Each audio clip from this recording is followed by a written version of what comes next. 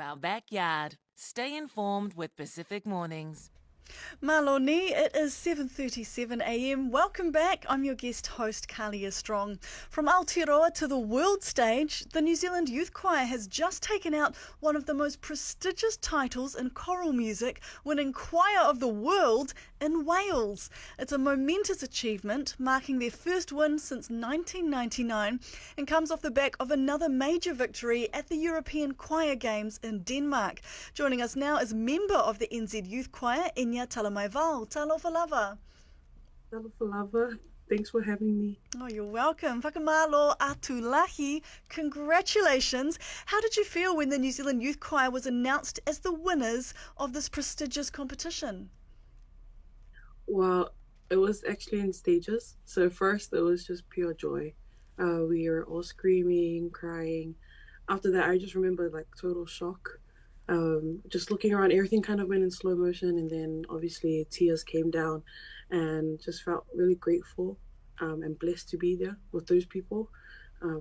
So yeah, it was unexplainable. It's just kind of like we all kind of just felt what each other were feeling at the moment. So it's very hard to explain, but along the gist of like happy, excited, shocked, and grateful. Yeah.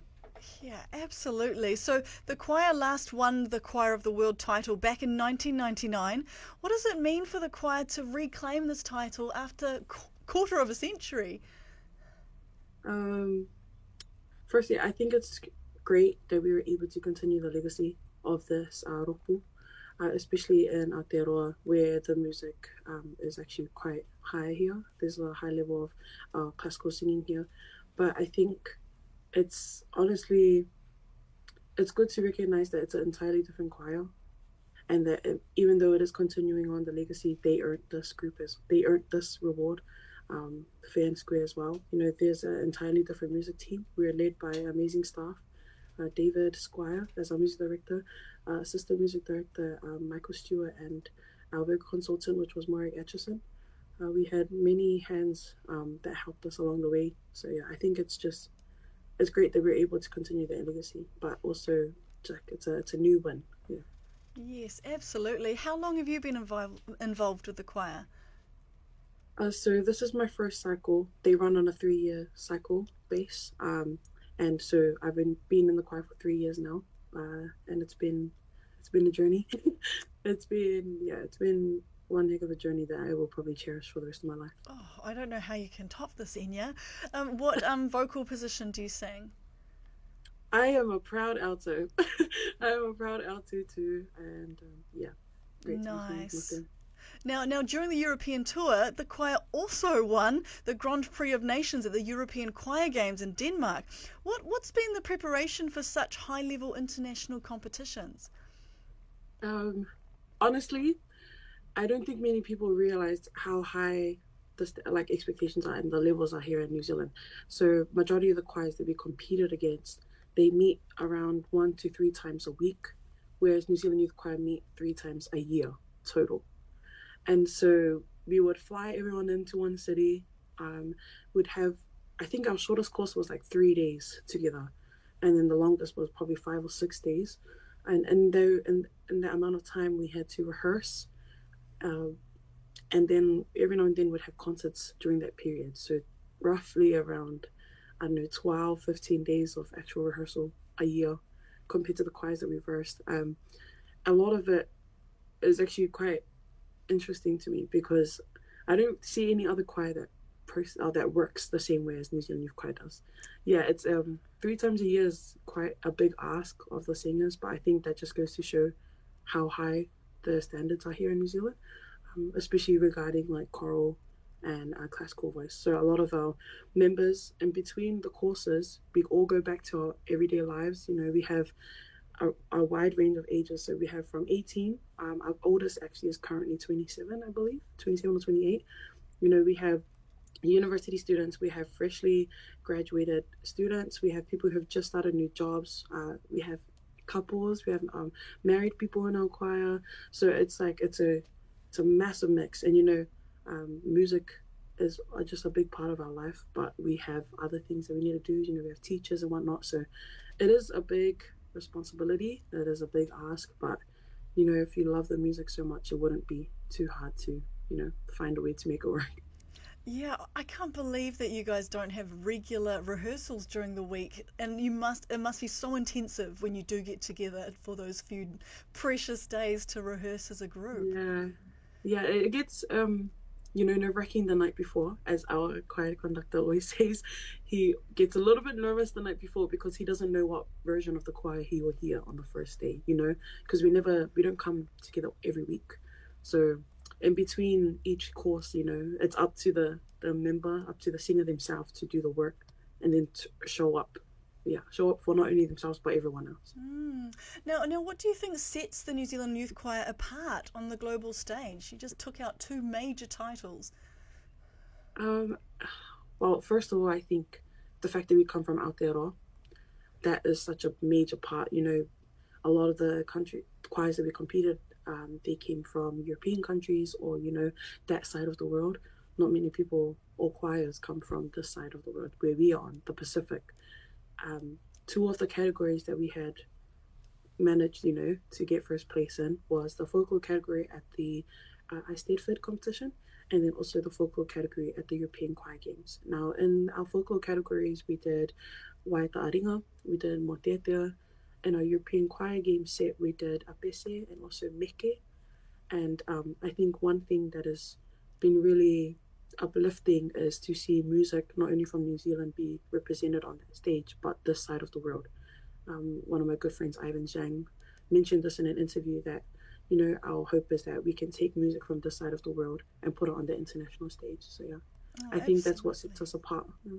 Yes, it does set you apart, and it kind of answers a little bit of my next question on what is the role of this cultural identity and New Zealand's unique music heritage in your choir's performances. And you mentioned there were songs from Aotearoa, and were there some Pacific songs in there as well? Yeah, there was music director David Squire. He has a really big heart for music in general. He has a very genuine love for art. He also has a very genuine love for artists. So he works alongside a lot of Aotearoa, you know, Māori artists, and our pese, which was written for us by Dr. Enya Talamaivao. He was, you know, one of the, I think he wrote music for The Hobbit and also Moana.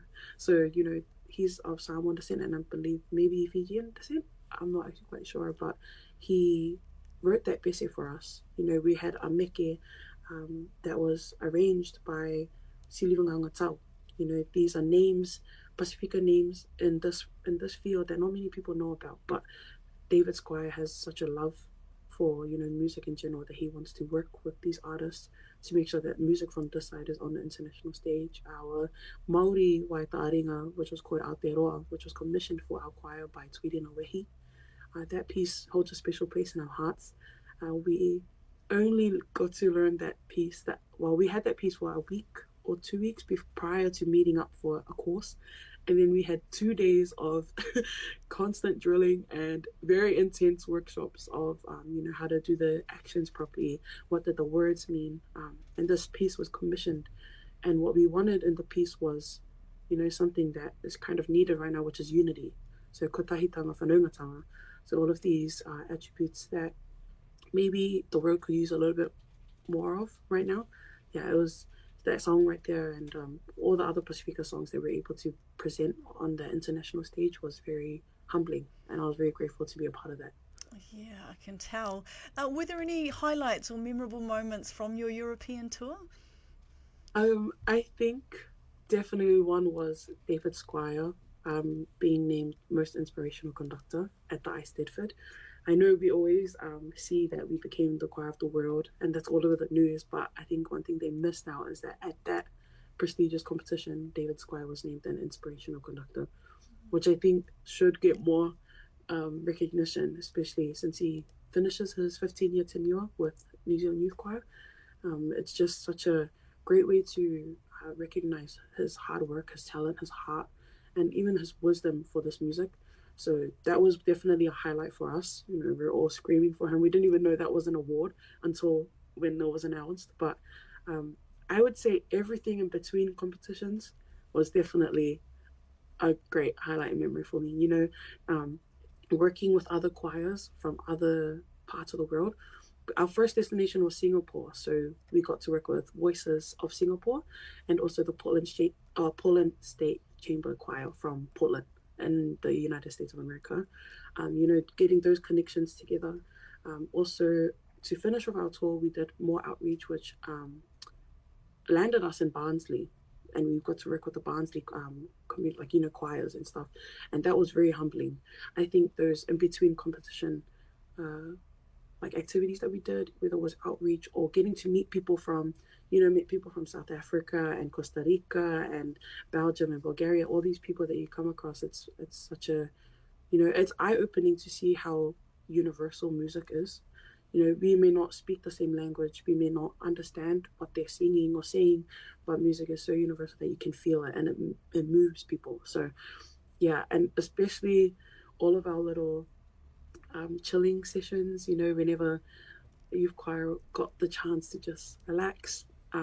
Also, just celebrating wins. I think that was definitely one thing. We didn't really go in with many expectations, so everything that we were able to win, it was just very humbling, and it was great to be in that room with people that we loved to make music with, and pretty much appreciated too. And look how you did. Hey, one question I had is, how do you handle the pressure and the expectations when performing at competitions of this level? That's actually really... What's your really thing? What do you do?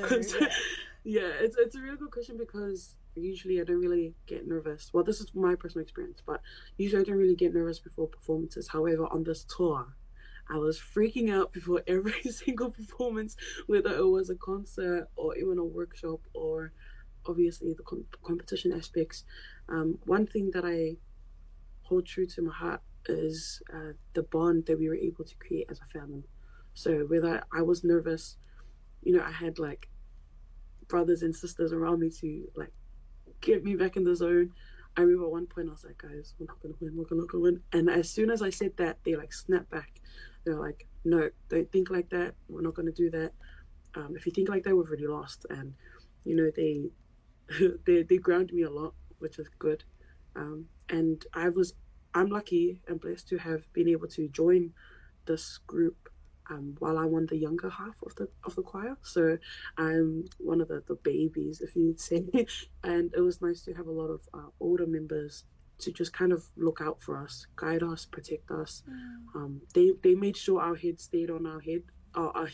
They made on our shoulders. I mean, they're the reason why we're able to keep our heads on our shoulders and keep our calm, keep our cool.